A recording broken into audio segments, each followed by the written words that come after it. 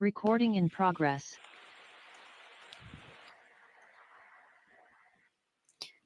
Good morning, everyone. I want to welcome you all to Tax Resolution Help Center.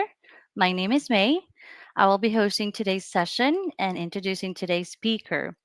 I will also be coordinating the Q&A chat session at the end of this session. I want to congratulate all of you for taking steps to deal with your taxes.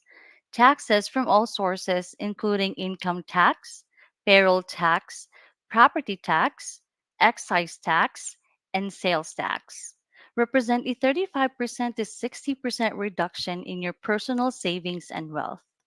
As you probably know, those with 1% of the wealth in this country have experts to help them pay a small percent of tax. Our goal is to help you reduce how much you pay in tax by educating and informing you on ways to reduce past, present, and future tax expenses. We think you are entitled to live a happier, healthier life by keeping more of what you earn and getting the taxman off your back. Our goal is to provide you good information with the opportunity to ask questions that are important to you. The presentation itself will last about 20 minutes, plus 20 to 30 minutes for you to ask questions by chat. I will select the questions and present them to today's expert. If you wish, you can include your first name and your state. That would be great. Other than that information, your identity is not mentioned. The information you are receiving in this session is not specific tax advice. If you want specific tax advice for your situation, you are free to contact today's expert or any of our tax experts at Tax Resolution Help Center. As you know, these group sessions are included in your do it yourself membership fee of $20 per month. If you are not yet a member, please sign up today. We need your financial support. And to better understand what might be on your mind during the session, I might include some polling questions to ask you. I will then finish with a 5-minute wrap up. Also, a survey will be sent looking for your feedback. And finally, this session will be recorded. The topic for today's session is Collection Statute of Limitations. Time is your friend. And the tax expert for today's session is Kelly Coughlin. Kelly is a CPA, the chief executive of Everyday CPA and the founder of Tax Resolution Help Center. Kelly has been a CPA for over 20 years and has helped countless individuals and businesses remove, reduce, and resolve past, present, and future taxes so they can live a happier, healthier life. Kelly says he loves seeing the relief his clients experience when they get the IRS off their backs. With that said, introducing Kelly Coughlin. Hello, May. Thank you for the introduction. Let's get right to it. My name is Kelly Coughlin. I'm a CPA, and yeah, I do like to help people get the tax man off the back. One of the ways to do it is using a tool that is called CSED, Collection Statute Expiration Date. And this is one of the really cool and effective tools for a certain type of tax situation. It's a date, a fixed date that is determined by a couple different things, but generally speaking, it's determined by when you incurred the debt in the tax debt, and that debt is at least for IRS purposes, is the date that it is assessed. So when you file a tax return, IRS looks at it, and then they go process fairly quickly these days. And then they assess the date. They say you owe $25,000. That goes in your tax record, your transcript, assessed date of whatever date that is. They have 10 years to collect that debt. And no more than that, no less than that, but 10 years. And most people, many people, pay that. Some pay it as they go through their W-2 wages, and they get a refund, or they might owe a bit, and they pay that. Fine. Life happens to others, and they're not able to pay it. And it frequently happens to self-employed, small business owners that have a challenging situation that they get behind. They can't make that payment because they haven't been paying as they go through their W-2 wages, and they have this tax bill. Then it's a, oh, wow, now what do I do? Well, if that happened, let's just say 7 years ago, then you can employ this CSED tactic to deal with it. And my purpose in this recurring weekly session dealing with collection statute expiration date is to help you understand how, when you can utilize it and how you utilize it and if you can utilize it. So I use this 3Ds thing is determine if it's a viable strategy for you. If it is, delay some payments so you can take advantage of it, and then defer high payments to the end. And that will help you with in dealing with this debt. So it kind of works like this. What happened to my blank slide there? Boy, there's a good one. Okay. Maybe we don't need that. I have ideas in my head, and more than that's on that blank sheet of paper, hopefully. So the idea here is to use the kind of a waiting game, or you know that phrase, kick the can down the road. A lot of times, kicking the can down the road is not a good thing to do with the IRS. I give a weekly talk on dealing with IRS letters, and so ignoring those things, IRS notices, letters that come in the mail, normally it's not a good idea to ignore. I say pretty much all the time, never just ignore a letter. It's like a car overheating or a toilet that's clogged. Doesn't look good, doesn't work good. So deal with those things. CSED is one of those things where at times it can really be advantageous for you to kick the proverbial can down the road. And in essence, what you're doing is playing, it's a little bit like poker somewhat, is that you know that the IRS, for instance, when I say IRS, states treat these pretty much the same way. The statute of limitations is different. I think New York has 20-year, so they really they don't want to give up any of that. But I'm just going to say IRS, but states have similar statutes that put a limitation on how long they can keep hammering on you to pay off your tax debt. So I'm just going to say IRS, but we understand that it applies to states as well. So you owe the tax debt, and let's say that you haven't been able to pay it off, or you haven't paid any of it, or you've paid some of it. I'm just going to pick a number here. Let's say you've got $10,000 remaining, and it's year 7, and you realize that, man, I don't like paying. I'm in favor of people paying their taxes. Okay, let's agree on that. There are times when you can't, and if it's better to feed your children and clothe them and house them versus paying the IRS, I'm going to choose feeding my children, housing them, and I think that's probably a better thing to do. Frankly, the government believes that too. So they may not say that overtly all the time when they're trying to collect. The agents don't say that, but they really don't want you not feeding your kids because you got to pay off this tax debt. So there are ways to take advantage of that cultural thing, and it's a legal thing as well. So, but let's just say it's in year 7, you can't pay off the tax debt, they keep hammering on you, threats, etc. Well, there's a way that you can kind of do this collection statute thing, and you recognize that, all right, they have 3 years. So what can I do to buy some time here? Now, one way that you don't buy time is by entering into like an offer and compromise situation, because that kind of extends it.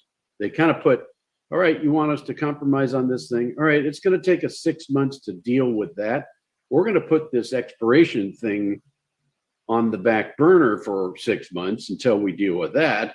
And if we don't come up with an agreed upon compromise, we'll start counting again. So recognize that if you go through that thing, an offer and compromise, the expiration date keeps tolling. You keep adding on to that. Payment plan is different. Payment plan is you enter in a payment plan, there it is. So one way to deal with it is, let's say you owe $25,000 and the IRS says, well, we'd like you to start paying $2,000 a month. And then your approach would be something like, wow, I can't pay $2,000 a month. That's going to kill me. But what I can do is pay you $100 a month for the next 12 months. I can pay you $500 a month for the next for the month 13 to 24. Then I'll pay you $5,000 a month for the next 12 months 25 to 36. But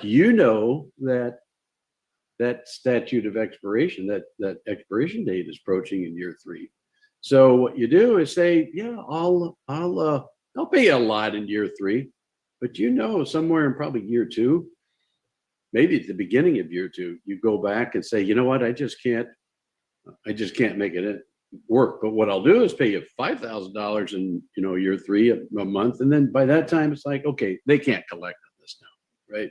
Now they know the rules of the game too, so you're not gonna blindside them with this thing. So their goal is to try to get the right balance here too. Their goal is to collect it all within this period of time. Your goal is to pay 0 if possible.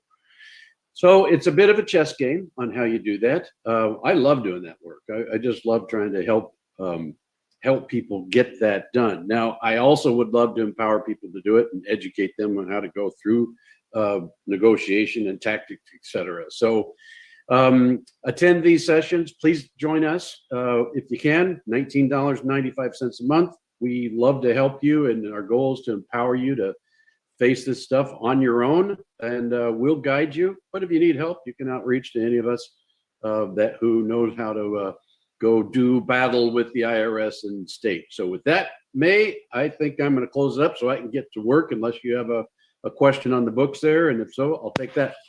Yes, thank you so much for that, Kelly. We do have one question here from one of our attendees in Zoom. This is from Warren. His question is, does filing an amended return start the counting period over again? Yes. If you file an amended return, then it's a brand new 10-year period, because now it's a whole new assessment date.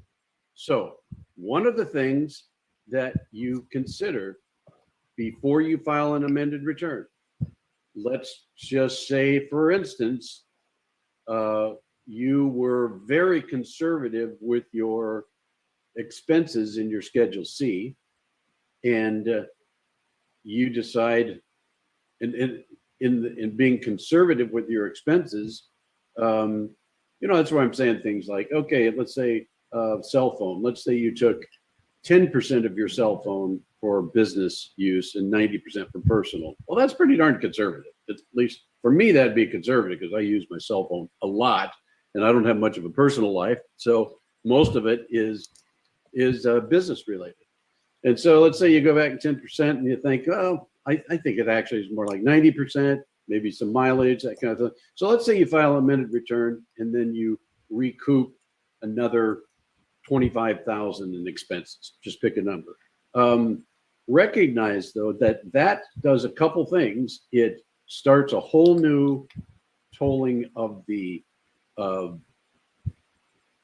date at which they can audit your tax return. So that's a whole new. Normally it's like 3 years to do that, right?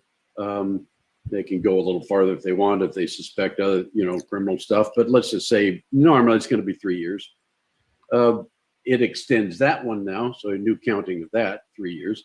And then it's a new assessment date. It's a new expiration date, 10 years. So yes, it would extend that. So one of the things you want to be cognizant of is if you want to make sure the extension of those two expiration dates, the audit date and then the collection statute expiration date, is worth it vis-a-vis the amount of additional tax you would avoid, or an increase in the refund. Normally, people don't amend tax returns if they have to pay more. Sometimes they do if they realize that, oh God, I missed something, I'm going to do that. But generally speaking, it's if the IRS owes them. You want to make sure it's worth it, financially worth it, uh, with the risk. And when I say risk, I'm not suggesting at all people are not being honest with taxes, all and that, but it's the risk of the pain in the tail that an IRS audit or state audit um, creates in your life. It's a disruption. Even if you have good experts that'll handle it for you, it's a pain. It's an annoyance. It's a total distraction. You have to take it seriously. So keep that in mind. If you amend your return, you do extend that. It's a good question, a very good question. Okay, thank you, Kelly. Just to wrap it up about the question, a follow-up question: does it gonna impact a negative impact for that person if they will request an amendment? They do an amendment in their tax return.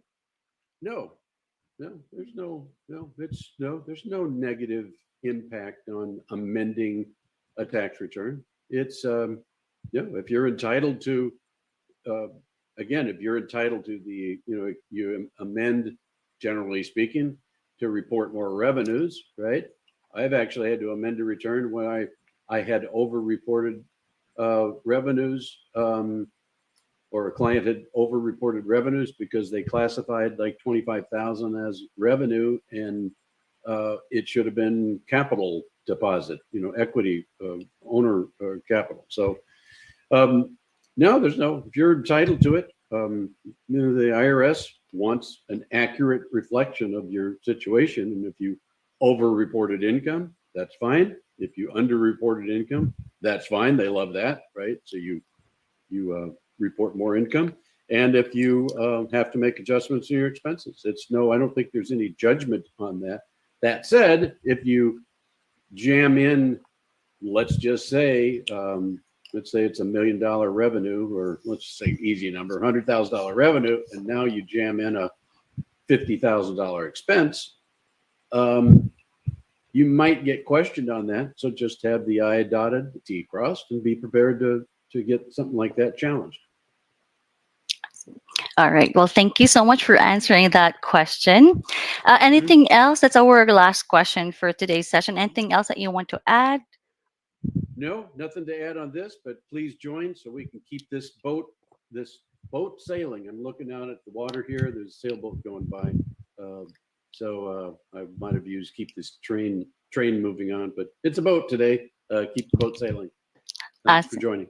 All right. I want to thank you also, Kelly, for taking your time to share your knowledge and giving us a real life examples. Have a wonderful day today. Thank you. Okay. I want also to thank everyone for joining our session for today. And also, our commitment is to make sure that we are able to help you in reducing your taxes and increase your wealth. We do this with the tri tax method of TIY, do it yourself, DIT, do it together, and DIA, do it all. Three methods, one solution. Reduce stress from no IRS or state tax debt, and a happier, healthier life. If you are not yet a member, please join us for less than $20 per month. We need your support to continue to offer more of these sessions.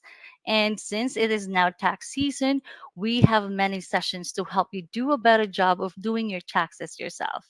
And of course, if you want help, we have a team of experts who can do your tax return for you, or you can also contact our tax expert for today. He can definitely help you out. And please check also our website at taxresolutionhelpcenter.com and join as a member today for $19.95 only per month. And again, thank you all for attending our session. Uh, See you again next week.